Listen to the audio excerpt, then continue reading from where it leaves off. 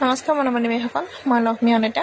আজি বনালোঁ বেঙেনা চব্জি আৰু গোল বেঙেনা আছিলে। মই 4 টুকুৰা কৰি পিনে এনেকৈ কেৰাহীখনতে অকণমান তেল দি পিনে ফ্ৰাই কৰি লৈছোঁ।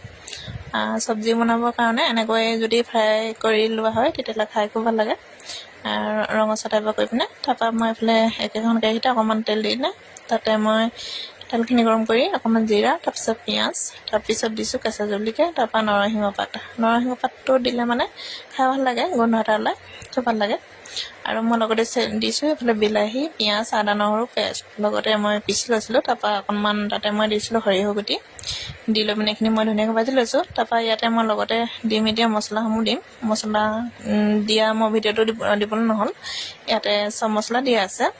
জলকীয়া গুড়ালৈকে হালধি গুড়া আৰু ধনিয়া গুড়া, জিৰা গুড়া দি পিনে অকণমান গৰম মছলা দি পিনে এনেকৈ ভাজি লোৱা হৈছে। আৰু এতিয়া দেখিলেনে লগতে মই অকণমান তেতেলী টেঙা পানী দি দিছোঁ, কাৰণ মছলাখিনি দিয়া হয় কাৰণে তেতেলী টেঙা অলপমান দি দিছোঁ। দি পিনে ভাজি ল'লোঁ। ভাজি লৈ পিনে এইফালে মই দিছোঁ গৰম পানী, উতলা গৰম পানী আছিলে। মই দি পিনে এতিয়া বেঙেনাখিনি দি দিছোঁ। এতিয়া ফ্ৰাই কৰি লোৱা বেঙেনাখিনি এতিয়া মই ঢাকি দিম ধুনীয়াকৈ।